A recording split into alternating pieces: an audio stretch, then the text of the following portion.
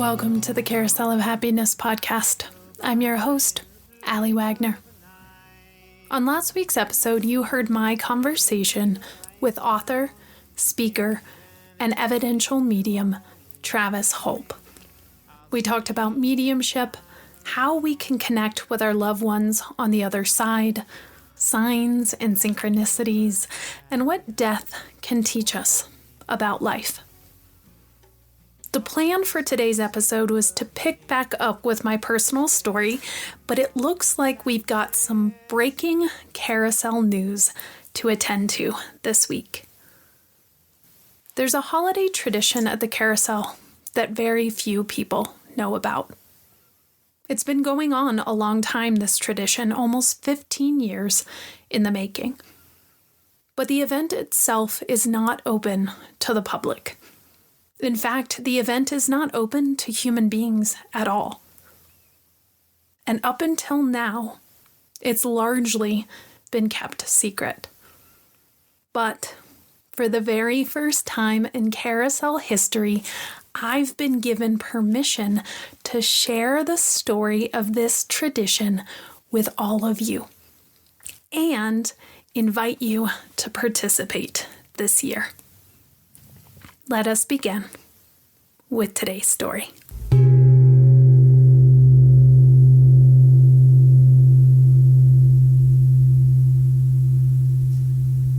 There's a special party that happens every year.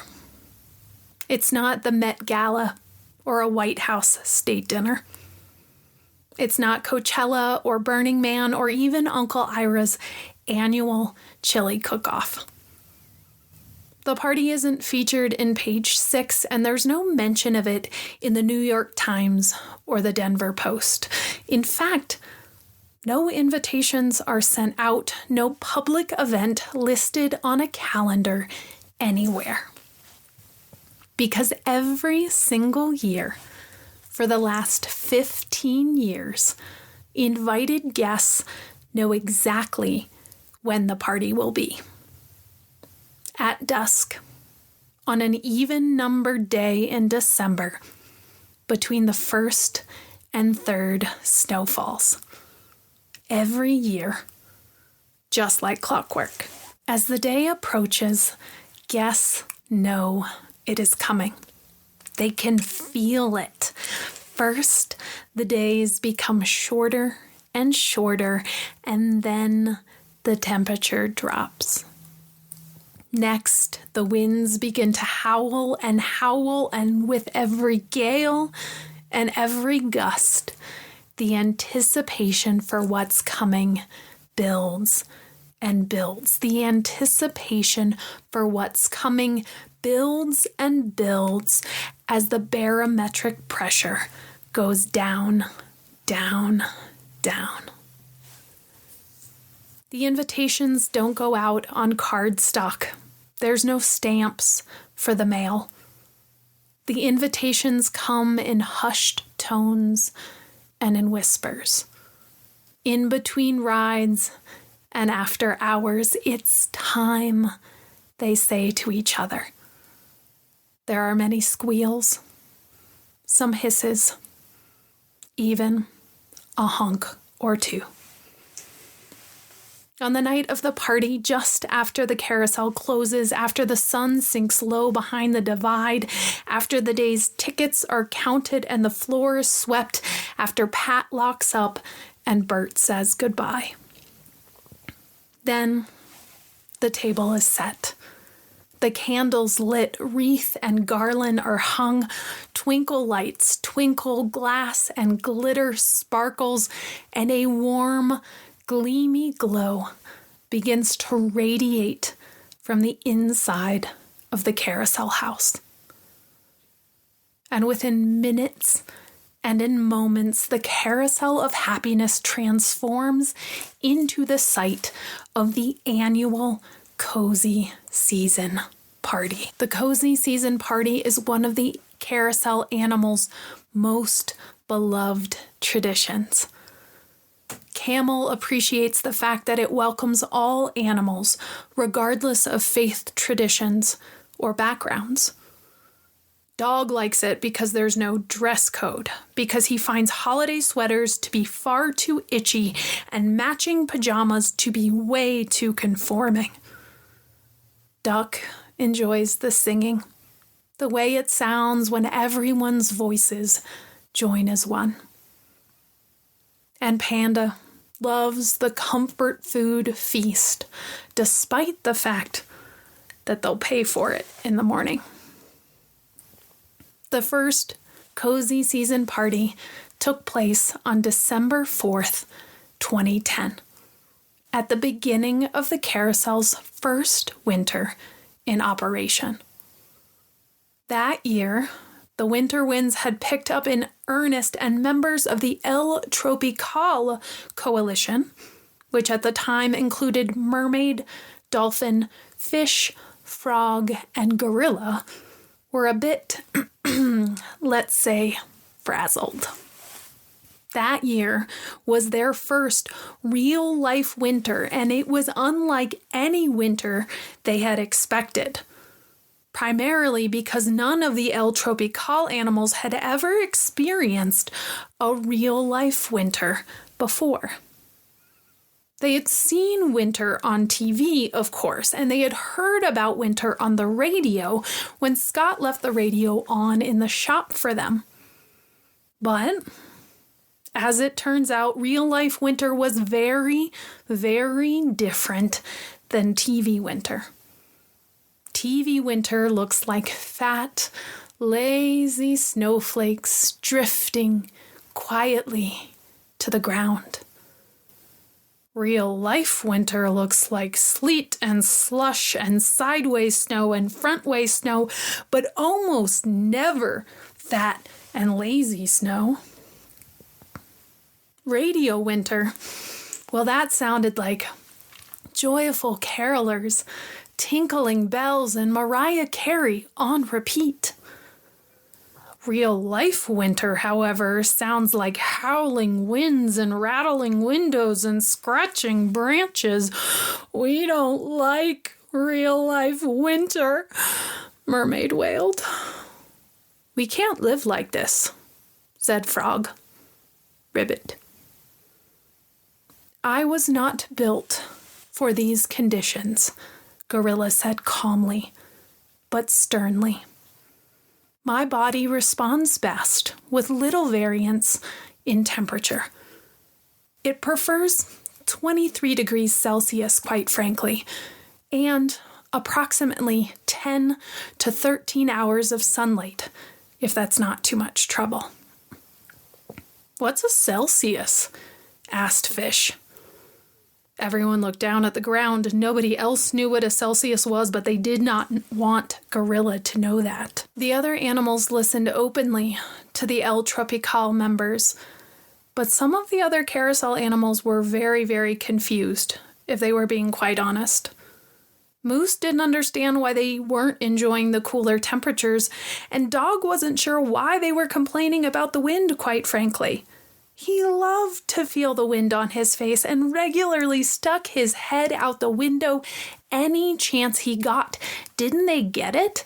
Didn't they understand? It was so much fun to stick your nose in the wind and smell the whole world as it blows by. Smell the world? Gorilla looked at Dog like he was, well, a dog. Bless his heart. Giraffe chimed in. He knew firsthand how troublesome the wind could be the higher up you got, but he also knew the importance of accepting what is. I know it's difficult, but you must make peace with the wind, Giraffe said kindly and gently to his friends. Peace with the wind? Asked Mermaid. How can you make peace with such unruly, erratic craziness? It's madness, Mermaid said.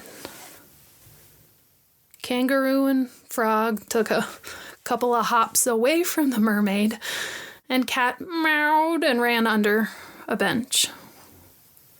Yes, You must make peace with the wind, Giraffe said.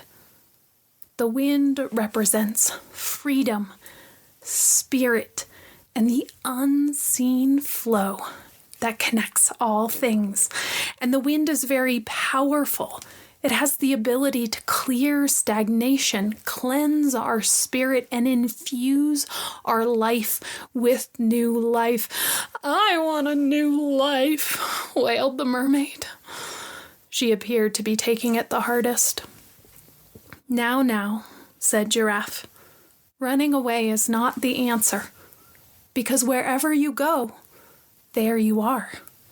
I can outrun it, said the mermaid. I will outrun the wind, she said. Cal looked at the mermaid's tail, got very uncomfortable, and looked away. I'm pretty sure you need feet to run at all, said Coyote. He intended to be helpful. It was not helpful. Mermaid began to sob. Messy, sloppy, woe is me, look at me, sort of sobs. Her face got all blotchy and her nose got very, very runny very, very quickly. She sucked some snot up into her nose and flung herself onto the bear's bench, sobbing. Thank you for your kindness during this difficult time, she said to Bear as she wiped her snotty nose up and down his arm. Bear became stiff. There was a lot of snot in his fur. He did not like snot in his fur. There, he said to Mermaid, patting her head. It seemed safer to do that right now than go to the bathroom and clean his fur, which is really what he wanted to do. As Bear patted Mermaid's head, his fur got wetter and wetter. Surely it had to be bothering her now, too. Bear looked down. It was not bothering Mermaid. After what seemed like a moment, but was likely a minute, Bear tried to inch his arm away from Mermaid, but Zebra, she gave him a sharp look. Bear wasn't exactly sure what the look Zebra gave him meant, but he was pretty sure it meant stay put. He sighed. There, said Donkey to Bear. As the group coped with the new news that Mermaid was indeed an ugly crier, the other carousel animals tried to make their tropical friends feel better about the wind. The wind reminds us we're not alone, said Duck, that there are forces larger than all of us at play in our life. The wind is windy and makes me cranky, said the fish. The wind drives transformation, encourages flexibility, and brings with it new energy, said Heron. The wind makes sounds that startle me and make it hard to sleep at night, said Dolphin. That's it. We want out, said Gorilla. The rest of the El Tropical members agreed. The animals then gathered the very first Council of Kindness that evening to discuss the concerns of the El Tropical Coalition. Scott had told each and every one of the animals that they could leave at any time, but no one wanted that. And quite frankly, no one wanted to go outside anyway. It was far too windy. As always, the solution came from the unlikeliest of places. Just as the meeting was ending with no resolution in sight, the littlest of voices chimed in. Let's have a party, chirped the little blue bird sitting on Elephant's trunk. A party? Gorilla was not impressed. Yes, a party, said the bluebird. For the first time in what seemed like hours, Mermaid stopped crying and looked up. I like parties, she said. Kangaroo offered her a tissue. Mermaid shook her head and declined, and rubbed her snotty nose on Bear. Yes, Reed chirped. Bluebird, a party. It will let us honor the wind and its importance, and it will help us prepare for cozy season. Cozy season? Asked Dolphin. What is cozy season? Bear suddenly got excited and forgot his snotty fur for a moment. Cozy season is the time when the nights are long and the days are cold, said Bear. Cozy season is a time for cozy activities like sleeping and napping and dozing and resting. And knitting, chimed in Cow. I like to knit in cozy season, said Cow. I like to snuggle and tell stories by the fire during cozy season, said Alpaca. Gorilla liked stories, and she definitely liked snuggling. Tell me more about this cozy season, she said. Cozy season is a time for singing by the piano and hanging twinkle lights inside, said Duck. Cozy season is a time for reflection and introspection, said Panda, and also comfort food. Let's do it, shouted Mermaid as she sucked some snot back into her nose. Let's have a cozy season party. It was decided. The El Tropical animals would remain at the carousel, but only if they held a cozy season party each and every year as the winter winds started to blow. The first cozy season party was held that very night. Cheetah and Sheep decorated the carousel with evergreen garland and twinkle lights. Bear and Panda organized an international comfort food potluck featuring heaping bowls of ramen, macaroni and cheese, poutine, pierogies, empanadas, pad thai, and more.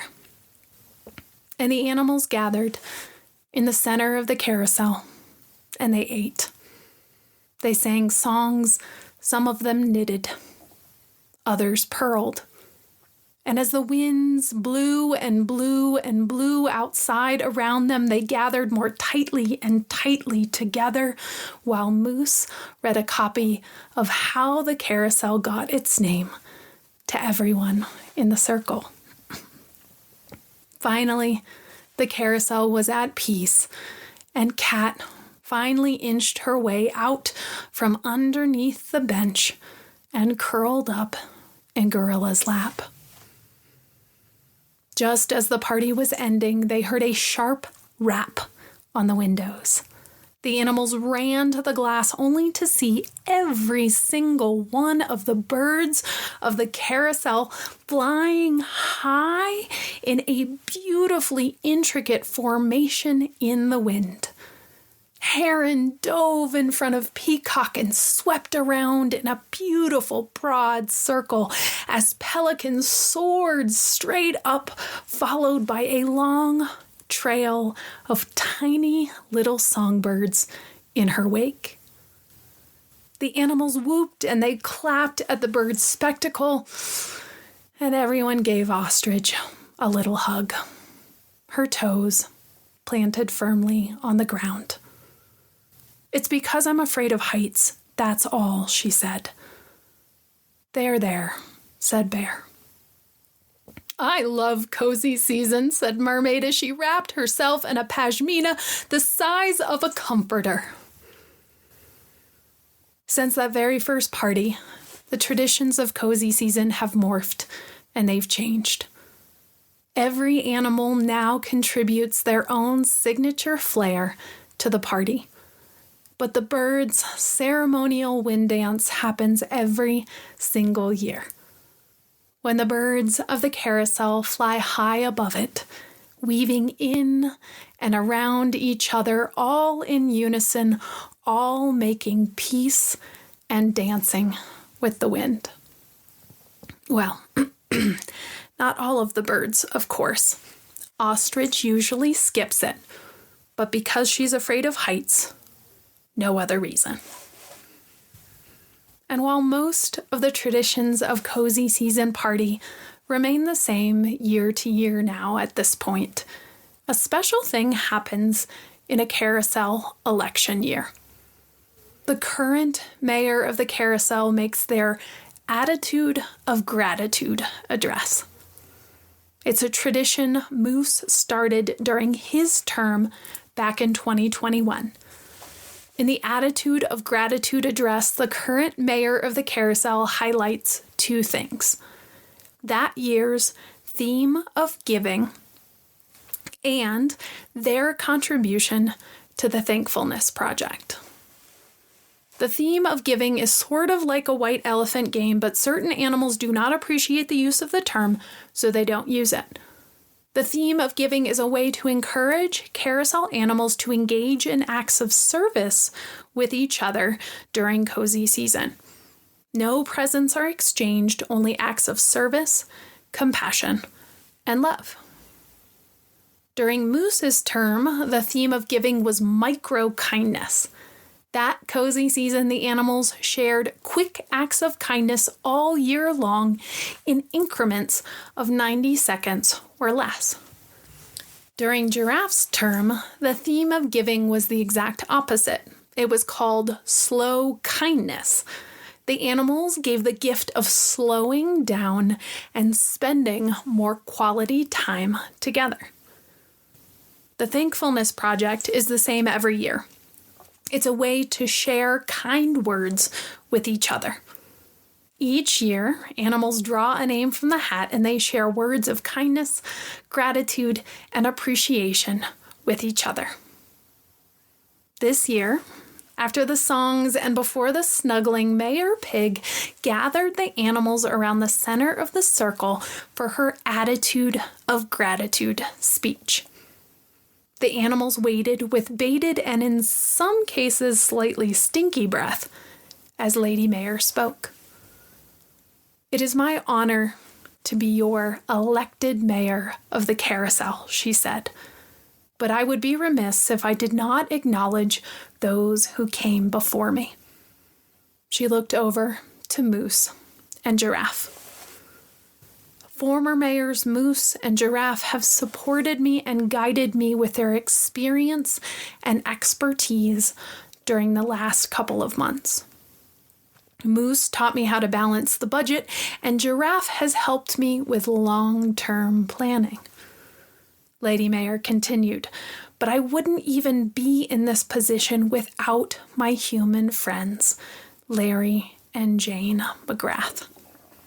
Larry and Jane have been longtime supporters of the Carousel as volunteers and as donors, and I am honored that they have chosen to help keep the Carousel spinning by adopting me every single year.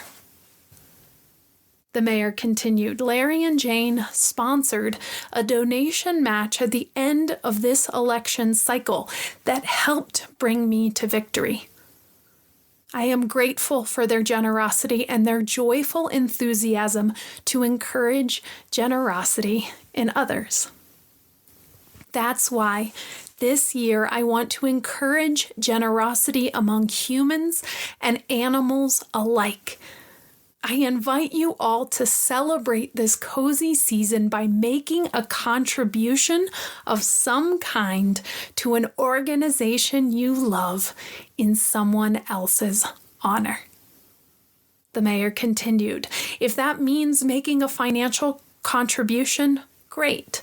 Make a donation and then tell the person you're honoring that you did it for them. If that means volunteering your time, great. Go volunteer your time and then let the person you are honoring know that you did it for them. It is a great way to give this cozy season and multiply the fun." So, if I give Bear a foot rub in honor of Lynx, that counts? Asked Panda. "Please say yes, please say yes, please say yes," said Bear. "Yes, Mayor Pig said. The idea is that you're giving to someone else in the name of your honoree. The animals began to buzz with excitement. They had never done something like this before. I told Larry and Jane about my plans for this year's theme of giving, and they loved it.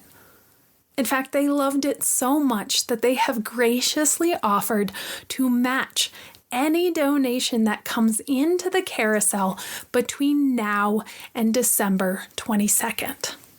December 22nd is the date of their 56th wedding anniversary, and they're choosing to celebrate it by encouraging others to donate to the carousel between now and then in honor of someone else. The animals were definitely buzzing now. This was very exciting news. They had never had human participation in the theme of giving before. And this is 100% true. Larry and Jane are longtime volunteers and donors to the Carousel of Happiness. Their family built its first cabin in Old Town in the 40s, and Larry and Jane built their own cabin next door to their family's cabin a year after they married in 1970. Both teachers, they were fortunate enough to be able to spend every single day of every single summer in Nederland between 1970 and 2020. They were early supporters and volunteers at the carousel, and even now they support the carousel from their home in Scottsdale, Arizona, by adopting Pig every year. When they heard about Lady Mayor's campaign to encourage giving on behalf of others, they decided it was a perfect way to celebrate their marriage 56 years ago. If you or someone else you know makes a donation to the Carousel of Happiness between now and December 22nd, Larry and Jane will match your donation dollar for dollar. All you have to do in the little drop-down menu online is click Choose to Donate in Honor of or in Memory of Someone. If you do, Larry and Jane will match your donation, and you and your honoree will receive a personal thank you note from Mayor Pig herself. Please include an email address for your honoree in the notes section of the online form. Bonus points if you share with us why your honoree is so special in the first place. As for the Thankfulness Project, I'll be sharing my contribution next week. After a year of exploring the magic of the Carousel of Happiness on this podcast, I will share what I've learned from the carousel about life, about art, and about the art of living a joyful life. In the meantime, take care, be well, and as we like to say at the Carousel of Happiness, don't delay joy. And we'll see ya next time around. Beginnings and endings are only pretendings. I'll see you next time around.